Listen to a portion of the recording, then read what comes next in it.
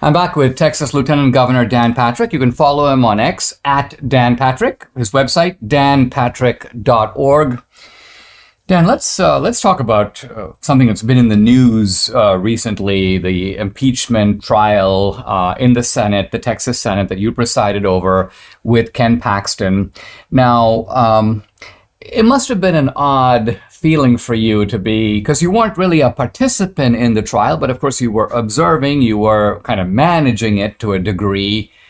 What is your sort of postmortem take on that? Well, first of all, I'm going to overrule your objection. No, maybe I'll sustain it instead. Just come up to the bench and let's discuss this. First of all, I'm not a lawyer.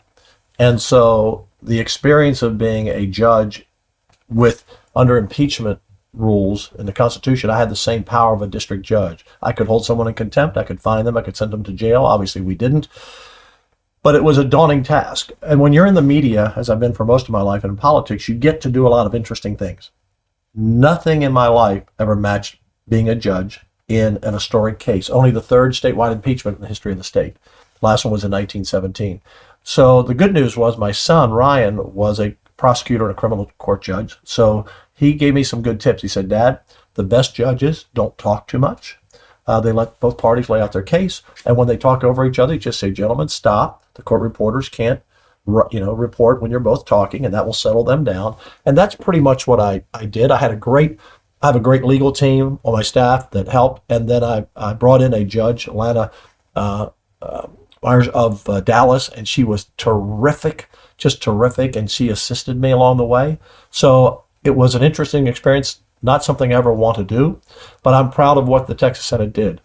This should, in my view, the Texas House would not have sent a case to us if they had done the work that the Texas House had done in the past.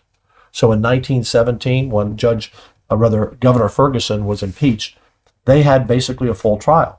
They had witnesses testify under oath. That didn't happen this time. They had cross-examination. Didn't happen this time. They actually had witnesses and hearings before all the members. I think they had 21 hearings. Didn't happen this time. This was done very rushed, again, based on hearsay and double hearsay and triple hearsay, not under oath.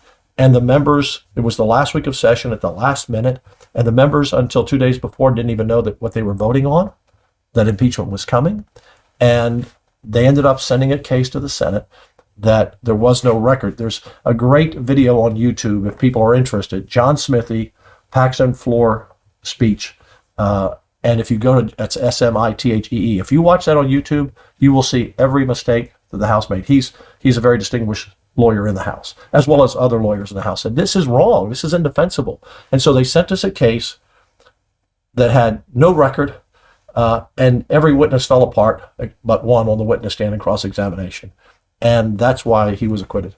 I mean, could it be that, at the federal level, if you try to impeach the president, there's criterion in the Constitution that says high crimes and misdemeanors. Yes. In other words, you can't just say that the House and the Senate are both Democratic. We don't like this guy. We're going to get rid of him. Is it the case that in Texas, impeachment doesn't necessarily require you to prove anything other than just, we think this guy is worthy of impeachment? Well, that's what it seemed like in the House.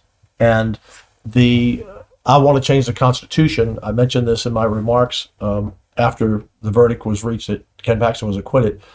And my criticism of the House, by the way, has nothing to do with guilt or innocence. It's about the process. You can't take testimony from someone if there's no accountability because of threat of perjury. They'll say anything. And witnesses in this case that the House sent over said extraordinary things that they couldn't back up when they were actually under oath on the witness stand, or didn't want to back up because they couldn't tell the truth on it. And one of the things we have to change is in the House, in 1917, there was a precedent of almost like a trial.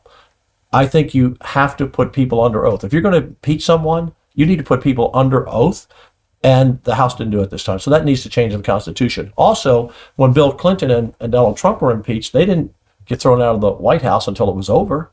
Here in Texas, you immediately are gone. Ken Paxton was gone for 3 months and without pay. But that disrupts the whole office. Now he has to go back and kind of rebuild it after 3 months. So, as again, John Smithy on YouTube, look him up, Paxton floor speech, he said on the floor, What we're doing in the Texas House this year is hang them now and judge them later.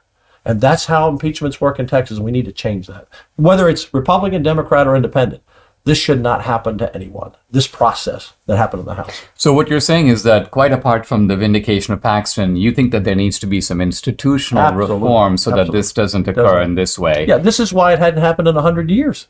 We've only had two, one in the 1890s, one in 1917.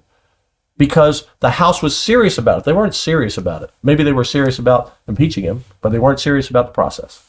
Let's take a pause. We'll be right back with Dan Patrick.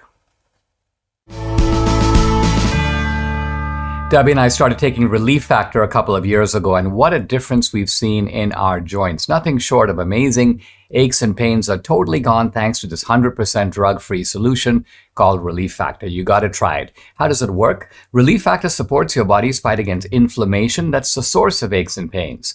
More than 1 million people have tried Relief Factor, and guess what? More than 70% have gone on to order more because it works for them. Debbie's a true believer. She can now do exercises, planks, and push-ups, and so on that for a long time she wasn't able to do. So Relief Factor has been a big game changer for her, her aunt, other members of our family, for many other people. You too can benefit. Try it for yourself. Order the 3-week quick start for the discounted price of just $19.95. Go to relieffactor.com or call 800-4-RELIEF to find out more about this offer. The number again to call, 800-4-RELIEF, or go to relieffactor.com. You'll feel the difference.